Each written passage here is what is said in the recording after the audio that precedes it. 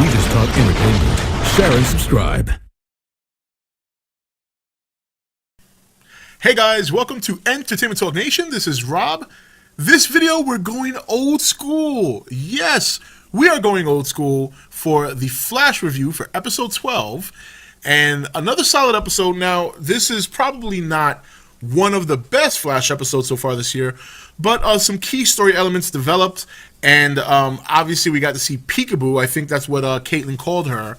Or as I like to say, the Nightcrawler knockoff. Sorry, DC fans. Don't mean to be a prick. But still, very cool character. You know, teleporting is always a cool power. Obviously, like I just mentioned, Nightcrawler. And apparently this DC character has it as well.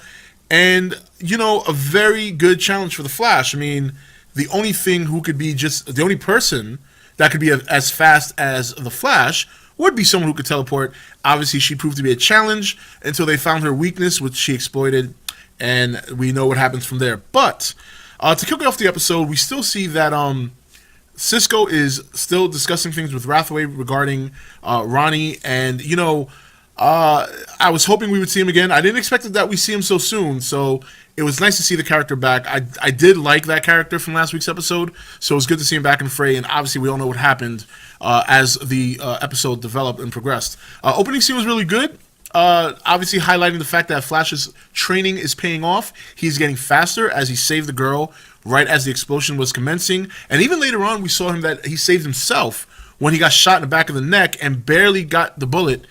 Just as it was about to like penetrate his skin, he had a big bruise on himself, or a big bruise on the back of his neck after the fact. So you know, a lot of things developing here. We're still seeing the Firestorm Project. We're learning more about that. We're now learning that Ronnie and the Doctor fused together, and it's basically Ronnie's body with the Doctor's mind. At least that's what we think. But it could be something where it flip-flops back and forth. You know, we didn't get too much on the Reverse Flash, but you know, we see now that Barry is starting to move on from Iris, and he met a girl, a very pretty girl, and while he was out with Kaitlyn Stark, they were kind of doing a combination friend date / stakeout, and obviously Kaitlyn got very drunk. I'm sure Barry could have smashed it if he wanted to, but he's a nice guy. Personally, if it was me, I would have smashed it, but very, very pretty, that girl, Kaitlyn Snow. So, you know, and that was kind of cool. You know, a very funny scene with him and her singing on stage. Obviously, he's a pretty decent singer. I don't know if that was really him or not, but either way, it was a cool scene. She's atrocious when it comes to singing, so that was pretty bad on her part. But we'll give her an excuse that she was drunk. But I don't think it would be any better if she was sober. And he meets this girl, and she pretty much just throws herself at him because Barry is so bad at signals. You know, so she pretty much forces her number upon him, and away we go. And during the show, while he's trying to capture Peekaboo, and I believe the other guy's name is Clay, I'm not 100% sure, but you know, he's you know, he wants to help Iris with a story for the paper. When he finally goes to help her, she's going out with obviously Eddie. So, and that's when him and Kaitlyn finally get together. You know, so a good episode because we see a lot of story developments in different directions, not only from the superhero standpoint, but from a personal degree. And you know what? That's good. Because when you really think about it, throughout the season, we've really been discussing and highlighting and seeing Barry's development on The Flash, and it's been progressing, that we really haven't seen much of his personal life progress. He even acknowledges that in the show when he's talking with Kaitlyn about, you know, his life consists of running fast, catching bad guys, and watching Netflix. So it was nice to see him get out there and live a normal life for a little bit. And I gotta say, when he picked up his date at Iris's job, I loved the look on her face because she's so used to Barry being at her beckoning call. It was nice to see that he got there and it wasn't for her. And he even told her, "I'm not here for you." I was like, yeah, you know what I mean? So another and with that said, on top of all that, we get another very emotional, very powerful scene with Barry and his father towards the end of the show. And his father basically coming out and saying that he knows he's the Flash. And when he delivered that message to him, as, you know, in regards to the Flash, it was just very touching. You know, his father has been such a good person. For some, you know, a lot of people in his position would be spiteful. They'd be mad. They'd be angry. But he's been a very supportive dad. He's been very understanding. The fact that he still works with Joe, you know, because he helped Joe and Barry on this case. The fact that they're still friends and still have some sort of camaraderie, it really goes to tell you the kind of person that Barry's father is. And I think that says, this kind of tells you what kind of man you're dealing with in Barry. And we've seen that from Barry too. Barry's very compassionate, very giving, very selfless, and that's what makes the show good. Finally, at the end, we got to see somebody, or I should say something, that we haven't seen since like the first or second episode or third episode. Gorilla Grodd, who I knew nothing about when they first showed him earlier this season. And I was nicely educated by some DC comic fans who are well known, and that's going to be a very interesting development. All these villains are starting to come out. Rathaway escaped now, so he's out there.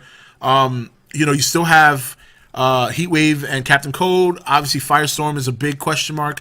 That's a big curveball.